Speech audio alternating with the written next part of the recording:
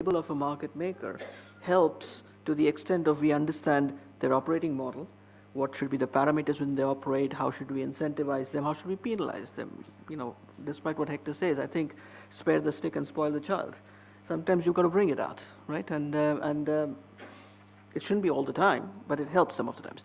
So I think order to trade ratio, I think, is a measure that shows a symptom, but is not what you're trying to control.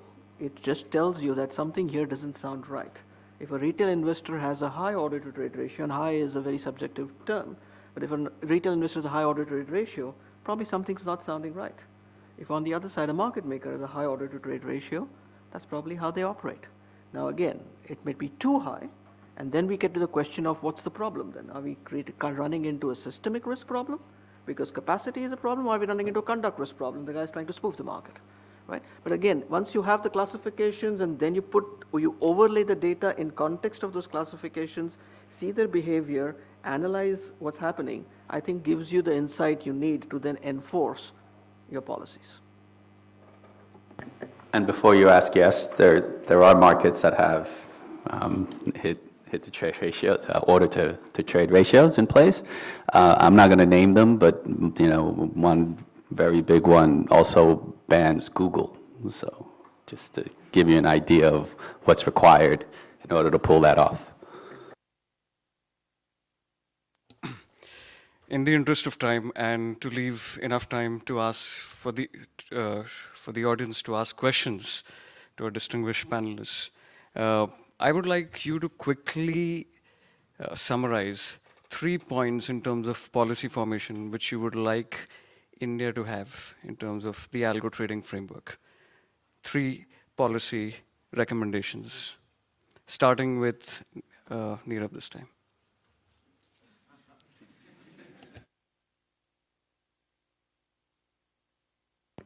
Thank you. I knew I would have to pay the price for pointing out your bifurcate word.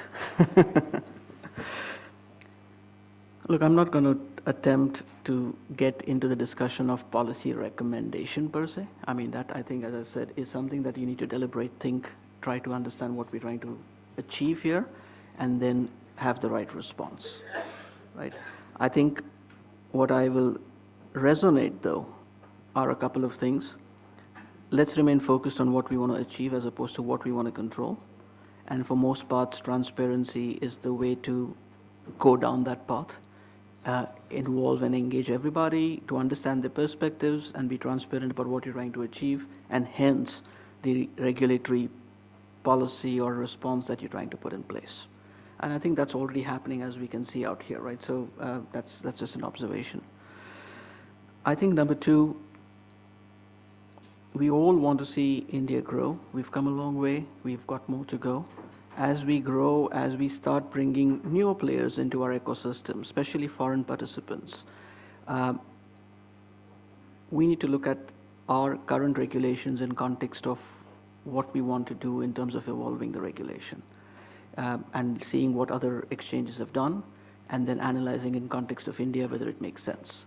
I certainly see a couple of things that I think we should be discussing further as to whether it makes sense for us to adopt, us meaning India to adopt, is still something that needs to be debated.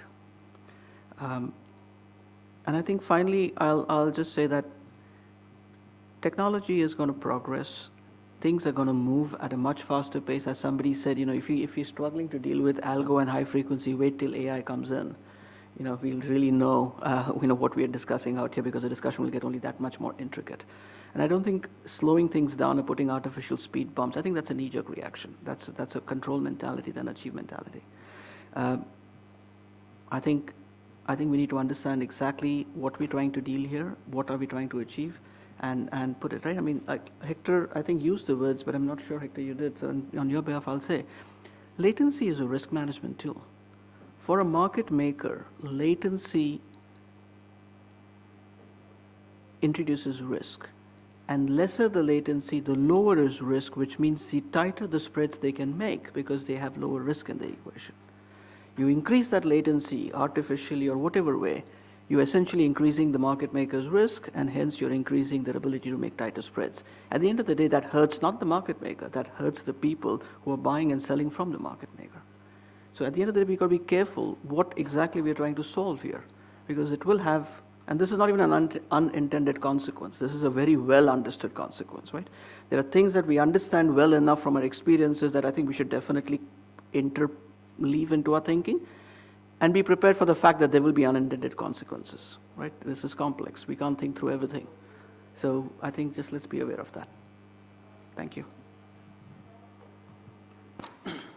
I think to my mind, the first steps to establishing a right regulatory framework is to first say that, high frequency trading is effectively, or algorithmic trading is effectively the same set of strategies and things which we were doing in a manual era. It's just a new way of trading, which is technology, and it's not really an ill of the market. The fact remains that research globally has proven that high-frequency trading has improved the quality of the market. It has definitely improved liquidity. It has reduced trading costs. Are these unintended consequences of, are these benefits which we are willing to let go of by trying to put major speed bumps or trying to over-regulate on the high-frequency trading pattern? I think that's the question which from a regulatory framework which we need to answer. Second, because it's a fairly intensive technological development, we also need to understand that any kind of overchecks or balances that we may introduce in this comes with a fairly large amount of technological costs. So are we, from a regulatory perspective, trying to increase the overall cost, because that is only going to go back and impact the behavior of the users as well as liquidity seekers in the market, and increase trading costs for that. If we are willing to let go of that benefit, if we are willing to spend the kind of technological spends that we are looking to do, we should be willing to live with the consequences of that.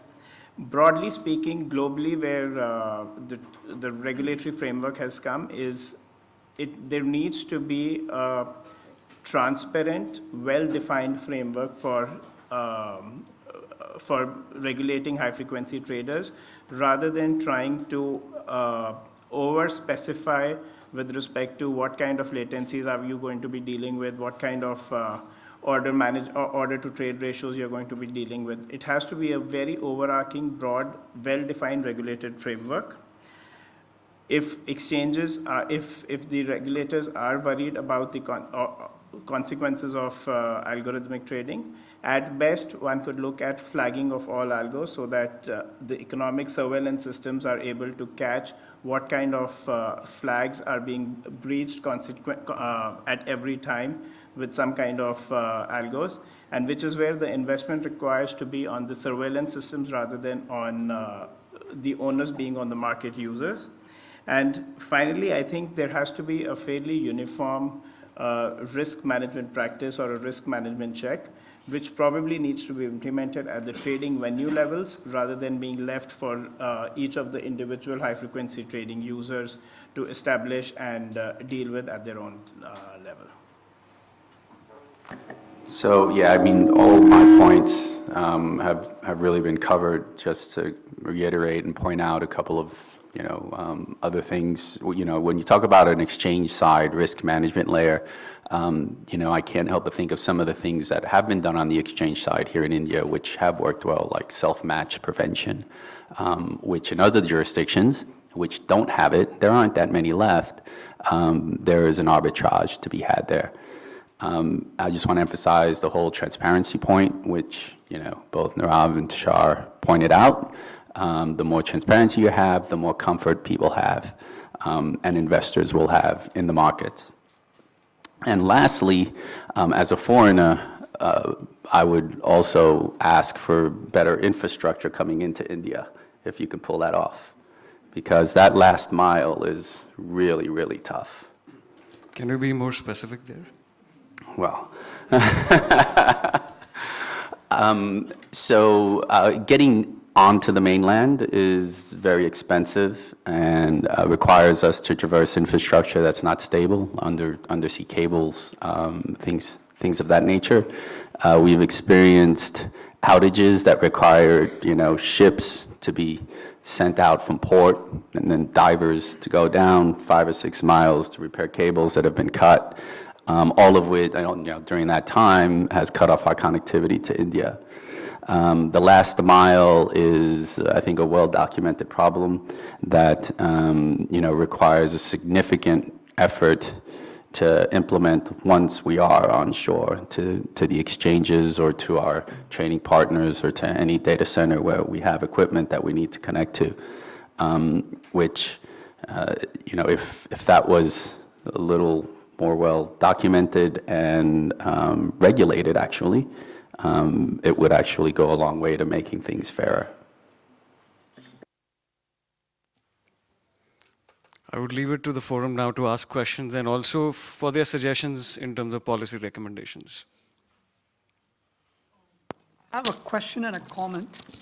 The comment is on the order-to-trade ratio. So we have done some work on that, and I think you can't have a regulation which has a fixed cost without looking at the profitability of the transactions, which drive these behavior in the first place. So I think a lot of times what happens is the regulators set these policies on a fixed scale, and then what happens is they get a regulatory complacence. They have a false sense of security that they've already taken care of the problem without looking at how the market is behaving.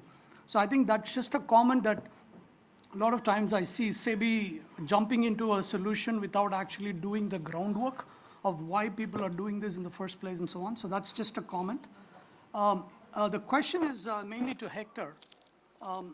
You said about market makers, right? And also I'm assuming that you're associating market makers to having some sort of affirmative obligations. But actually, if you look at globally, the model is moving away from a specialist sort of system. So whether it's equities or any other asset classes, they are going to an electronic order book system. So the question is, from a regulator, I'm now putting on the hat of a regulator, is that if I let you get your special privileges, but then at some point in time you're going to back away because of capital constraints when things get distressed, and what do I get as a regulator? Right. So I'll just address your comment about, I guess, exchanges and venues moving away from market makers / specialists. I don't necessarily agree that that's the case. I think participants are moving away from it because the ability to meet the demands that are being placed to them are not small. It's actually a quite big hurdle to accomplish. And so, for example, we just, on the New York Stock Exchange, became the #1 designated market maker. That was a few months ago, and that was after we bought out somebody's seat. So we are actually a big proponent of the designated market maker model, if you will, where we're required to be there in the market at all times. Most people find that subscribing to liquidity provision schemes, which give them some form of rebates, is an easier model to subscribe to. And if you look at NASDAQ, if you look at Singapore, they have many of those liquidity provision schemes. They're easier to adhere to. They go on a scale, so the easier it is to provide liquidity, the less rebates you get. But you're right, in times of market duress, it's very easy to pull out. For a designated market maker, it's not. And that's why I believe that model will help set the foundation for an ecosystem that can actually be regulated without all the rules and the magic that we think is going to happen by putting in those 6 or 7 or 10 or 15 different regulations. So just to say you have liquidity providers in a market doesn't mean that they have a obligation, to quote. Recognizing market makers and the designated market maker and the specialist actually gives you the ability to say that you're going to have somebody there that's obligated, to quote. If you notice that exchanges are moving away from that, I would say that you should probably revisit some of that data and see what's going on there. It's not necessarily the exchanges or venues It's the participants themselves. It's just too hard. We've seen it in Taiwan, right? Taiwan's gone from 15 market makers to 2, essentially. I mean, there's a third one, but they're not really market makers. And we just know that one of them actually restructured. So who knows what's going to happen to that one. It's easier to be a liquidity provider than it is to be a market maker, for sure. Yes, please. Yeah, I had, again, a comment and then a question. One was about this issue about even for market makers to be designated or even non-designated market makers, presumably the first thing is that you have fair and equitable access to the infrastructure. So moment you have any form of differentiation in terms of how you're accessing the exchange infrastructure, of course, that leads to other issues in terms of, behavioral problems and things like that. So the first comment is, even if we were to be moving in that direction, the first things that each exchange has to sort of guarantee is an equitable sort of mechanism to get there. And in that context, I mean, BSE, to our mind, is worked extensively towards doing that, right? The commodity of exchanges, of course, because of the fact that they don't have colos, are per force at that stage. Maybe it will change once we have colos, so hopefully they'll also implement that. Insofar as, my question itself, it is about, wouldn't a mechanism of having maker-taker fees switch some of that problems away? We've had these 7, suggestions from SEBI, which seem to suggest ways of controlling behavior rather than controlling any specific problem, as you put it. Even if you were to change the narrative by making it a maker-taker fees, to a large degree, you would solve some of those problems per se. You can't solve the problem of behavioral issues because of this, because in many ways, if somebody is going to bypass the system or do something wrong with the system, that's not going to change with any of this, right? But if you just change that concept from sticking to saying everybody pays X amount of fees, irrespective of whether you're the maker or taker, then I think you're sort of disadvantaging the market. So the question really is, instead of, as a first step, instead of directly going to designated market maker status, which, like you put, has an enormous cost in terms of both capital and commitment in terms of what the market maker has to do, plus the fact that the exchange, of course, has to pay. What if they were to switch to a maker-taker fees? All three of you.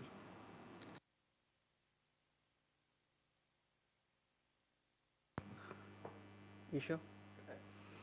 Okay. It's been tried, right? And it has had unintended consequences, right? It's created other problems. I'm not saying it's the wrong answer, but in the form that it was tried, certainly didn't lead to the answers that were wanted. In fact, it caused other problems. So you want to be careful. I think the more complexity you introduce, the more you open yourself up for gaming. There are plenty of smart people, and if they can't figure out how to use their brains in terms of figuring out what's going on in the market, they will use their brains to figure out what's going on in the system. Either which way, they want to make money, and they will. Right? So again, let's try and see what we were trying to achieve, and within that context, does maker-taker make sense? And what has been done elsewhere, and why did that not work? I mean, clearly in that NASDAQ space and US where they did the maker-taker, they opened themselves up to even more gaming. Right? I mean, to the earlier question, and I completely resonate with what Hector said, market makers are shying away. Exchanges would love market makers, and they don't really pay market makers. They incentivize by giving them lower transaction costs. Right? So it's not like it's a net outflow of money from your pocket as an exchange. You're just creating an environment within which they can operate because they do just that many trades, that if they were to pay the full fees, really they would not be effective. And it's hard to get market makers, right? I mean, here we are arguing whether we should get market makers. Most of the exchanges are figuring out how the hell do we get market makers on our exchange, for good reasons. So again, let's rethink. And by the way, market makers are just one part of the ecosystem, right? Because we're talking about high frequency trading and because Hector is sitting here, our focus has been a lot on market makers. But they're just one part of the ecosystem. There are other parts of the ecosystem that we're going to keep in mind and make sure that what we put in place is fair and equitable for everybody.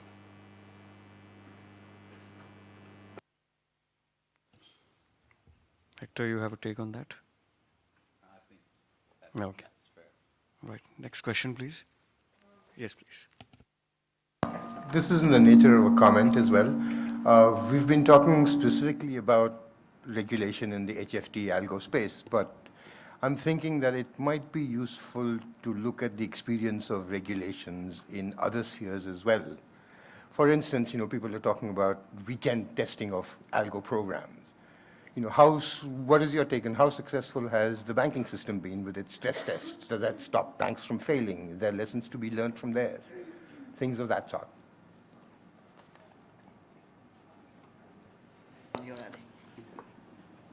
That's a fairly valid comment, and I think that's something which definitely requires some kind of introspection at this point in time, because I think it's been over 2 years now that we've been following this weekend monthly testing model. It has come to a stage where, obviously, apart from the fact that there's no clear clarity on what major changes are or what any changes are or what needs to be tested, it has come down to a point where people are just ticking off on that environment rather than really trying to achieve a sense of, potential time bombs that we could be sitting on and testing on.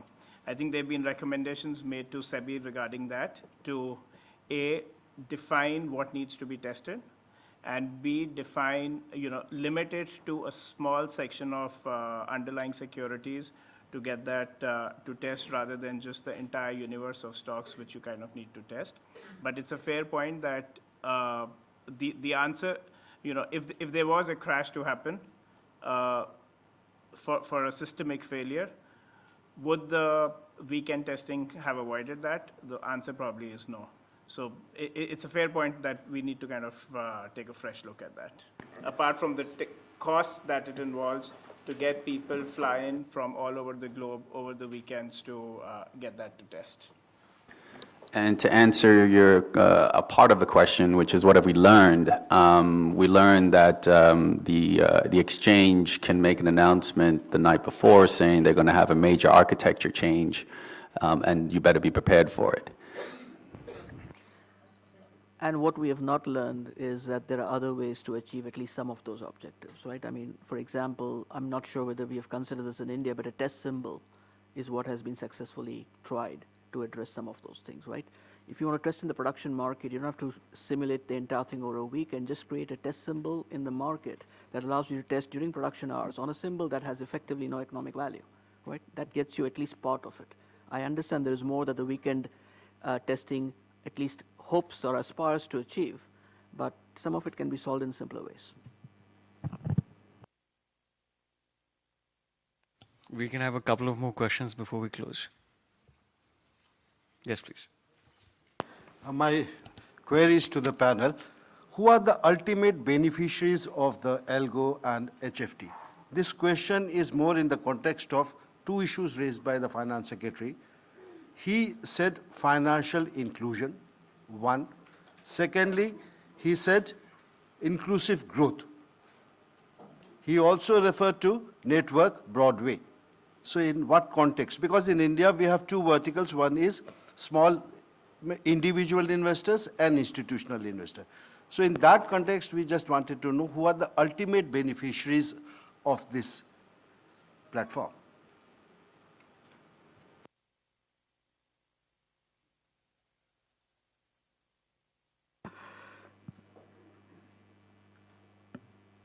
I think that's a discussion to be had over a beer rather than in a conference panel.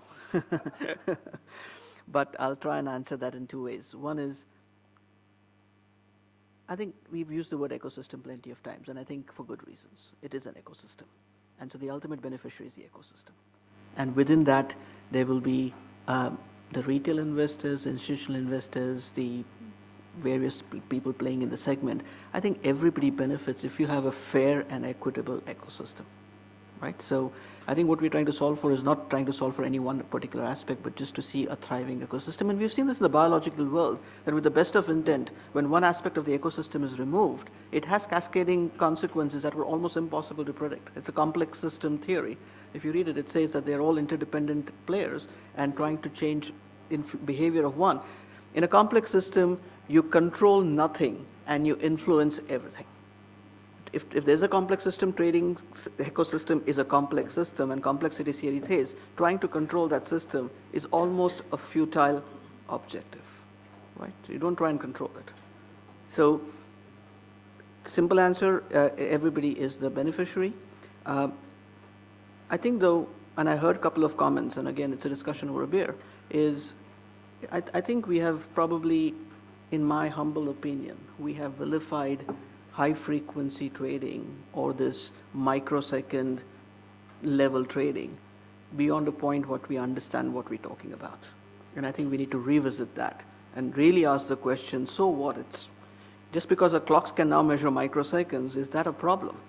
And what exactly is the problem and how should we solve it? You know, making a clock without a second hand, hardly the answer to solving the problem. We just need to understand what problem that second hand is creating, whether it's second, microsecond, nanosecond, will continue. Pico was also said by somebody today. Last question, please.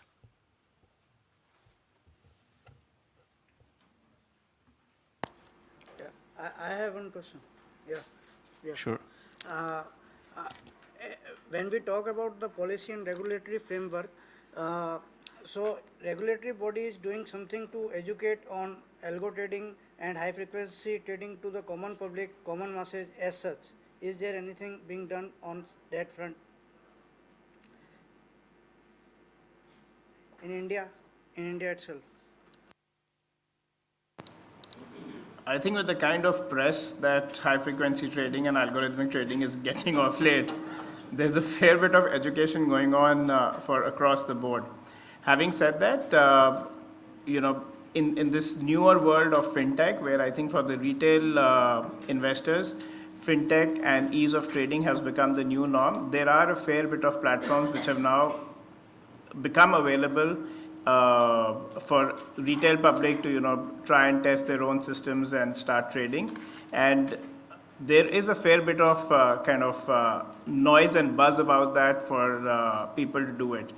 Is the regulator specifically trying to put that through across to the retail public? I'm not sure if that is the case, or if regulator really requires to do that as well.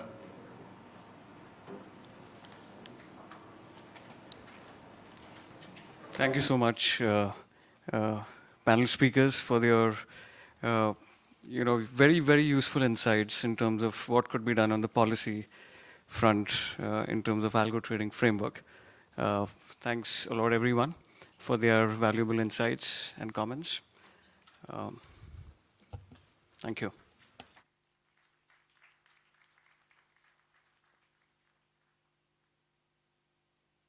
Thanks all the panelists for the discussion and sharing their knowledge with us. Thank you very much.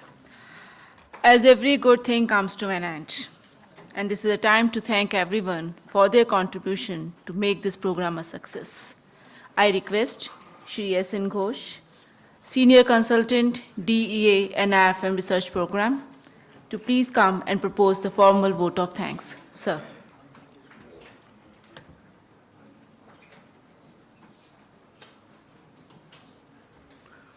Good afternoon, every one of you. As the cliche goes, all good things come to an end. So we have come to the end of this seminar on policy and regulatory framework in algorithm and high-frequency trading.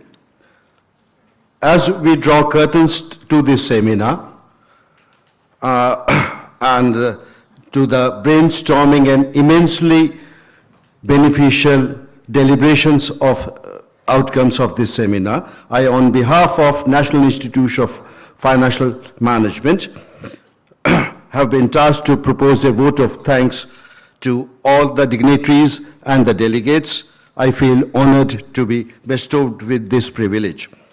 I convey my deep regards and hearty thanks to Honorable Finance Secretary, Honorable Secretary, Department of Economic Affairs, Honorable Joint Secretary, Financial Markets, Department of Economic Affairs, Honorable Director, National Institute of Financial Management, and Chair, DEA-NIFM program for joining us and making this event a big success.